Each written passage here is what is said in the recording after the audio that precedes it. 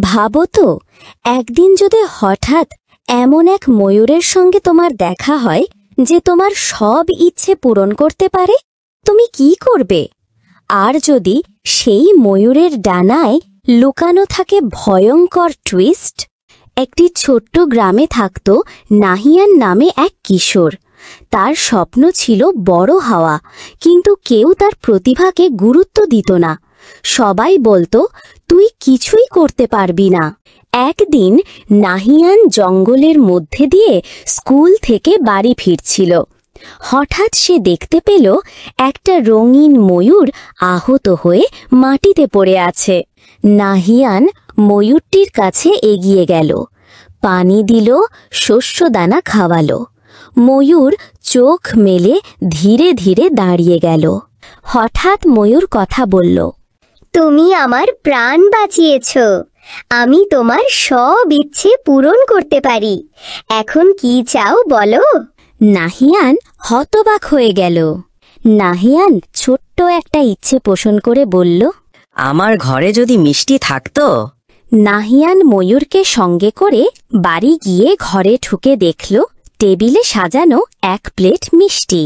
নাহিয়ান খুশি হয়ে আরও কিছু ইচ্ছে করল, নতুন খেলনা, চকলেট, আরও কিছু।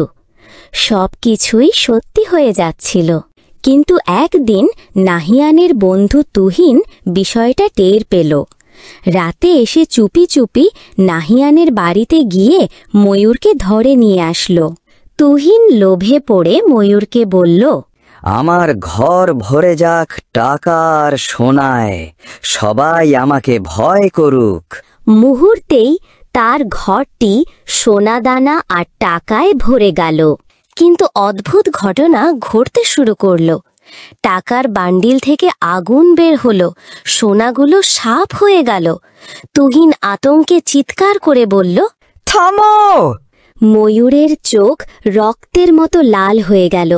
তার ডানা ঝাপটিয়ে ভয়ঙ্কর আওয়াজে বলল, লোভী মানুষ সব কিছু হারায়। টাকা আর সোনা হঠাৎ মিলিয়ে গেল। তুহিন মাটিতে পড়ে গেল ভয়ে, আর ময়ূর উড়ে গিয়ে আবার নাহিয়ানের কাছে ফিরে এলো।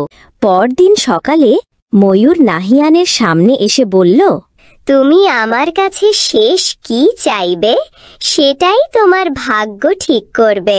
নাহিয়ান অনেকক্ষণ ভাবল। সে চাইলে সব পেতে পারে, কিন্তু সে শান্ত গলায় বলল, আমি চাই তুমি মুক্ত হও, আর কারো লোভের শিকার যেন না হও।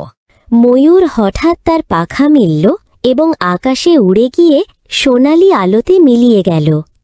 নাহিয়ানের পাশে রেখে গেল একটি নীল পালক।